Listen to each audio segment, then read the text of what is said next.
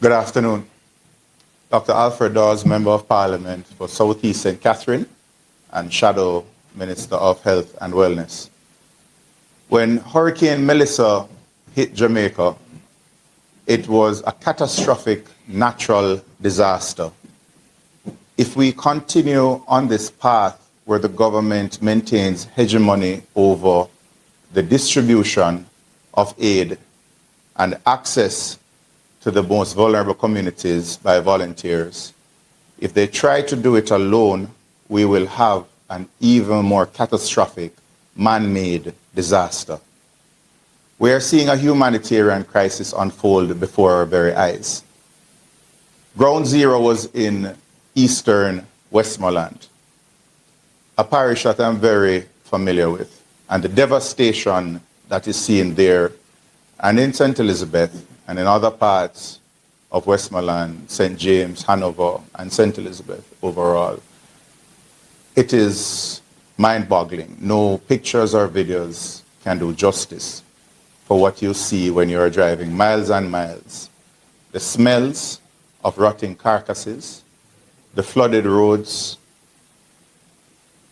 Healthcare has been teetering on the border of collapse because of the situation at Cornwall Regional Hospital and the overcrowding in the feeder hospitals. What we are seeing now is an exacerbation of that situation, where Lucy Hospital, Noel Holmes Hospital, is pretty much non-functional. Up to over the weekend, there was no way of contacting hospitals for referrals. They would just get critical patients as fast as possible loaded into an ambulance and send them off with a hope and a prayer and what limited staff they can afford to send on that journey. The Black River Hospital has been devastated, and Salvamar Hospital, they have major infrastructural challenges, but even more so, the staff, they are also homeless. They are also living out of cars. Many of them are hungry, and many persons cannot provide health care because they do not have the resources. We appreciate that the government has now opened the NHS stores and has started to send out supplies. But we must not be fooled into thinking that a field hospital being set up means that it is an appropriate response to a catastrophe of this nature. A hospital is secondary care. There is no primary care in any of the affected parishes at the moment. This means that the clinics are closed. It means that diabetics, hypertensives, persons with heart disease, kidney disease, those who have a diabetic foot ulcer, they are not being treated. And it means that they are going to have exacerbations and complications of their diseases. And already we are seeing where those who have access to the hospitals have been flooding the hospitals. We will see in the ensuing weeks an increase in mosquito-borne diseases. Within 6 weeks, we can expect outbreaks of dengue and whatever else is lying around, waiting for these appropriate conditions to manifest. The public health inspectors, they need to be empowered immediately so that they can start their food safety checks. They can inspect for water sources that they are potable, they have not been contaminated.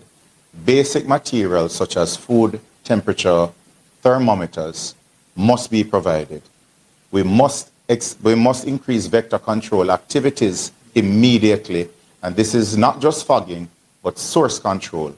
Otherwise, we're going to see a massive outbreak of dengue. The gastroenteritis from the consumption of spoiled foods, already we hear reports of persons eating rotted or rotting carcasses. And the unavailability of potable water will lead to diarrhea, dehydration, and in the most vulnerable, the elderly, the children, and the pregnant mothers, it may mean death. We do not know what the true death toll is from the hurricane, but what we can expect is that if these public health issues are not addressed immediately, we're going to see far more deaths occurring in the aftermath of the storm, in this man-made disaster, than what occurred during the passage of Melissa, the natural disaster we're here to speak about. We must head this off. We must resource the hospitals. We must send relief staff to the hospitals. We must find a way to get health care in the communities that have been cut off up to recently and are still cut off. And the way we may fill that gap is by inviting and coordinating the hordes of volunteers who want to go in and give some health care. Medical missions have played a very important part in the provision of health care in far-flung communities. And it is this provision of primary care, the screening, the early intervention with the medications, the dressing of wounds, that have kept many persons from seeking health care at overcrowded hospitals. If we have dilapidated structures, if we have damaged structures that are understaffed, it is reasonable to ask that volunteers be coordinated to go and man these health centers in the rural communities through the different medical missions. So these things must be coordinated immediately. Organizations that want to donate food and especially water, they must be accommodated. I've had complaints and I've tested the system myself, and I don't want to be overly critical. That is not the tone I want to project here today. But those who want to give are being frustrated by the process, and what is happening is that they are trying to make the journey themselves. The roads are blocked up. On our mission on Saturday, one of the buses broke down and the relief bus took about 4 or 5 hours to make what would normally be a 2-hour trip to relieve the staff that were left on that bus.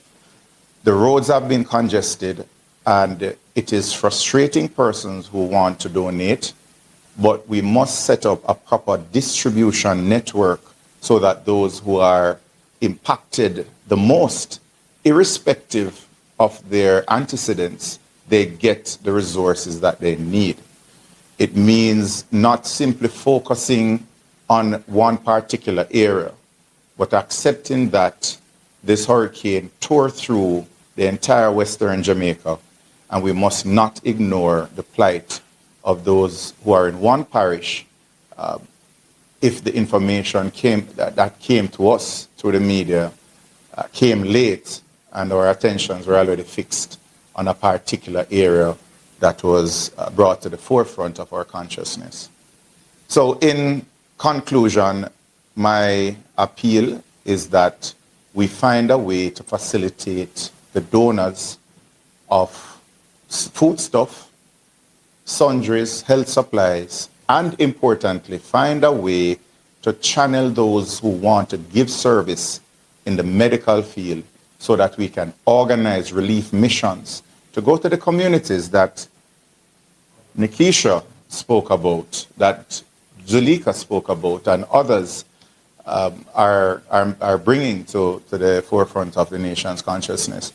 We have to get medical missions into those communities, and we have to, they are coming with their resources, but there needs to be a greater collaboration between those entities and the government and the state agencies, as well as the opposition, because we have made ourselves available to work alongside the government.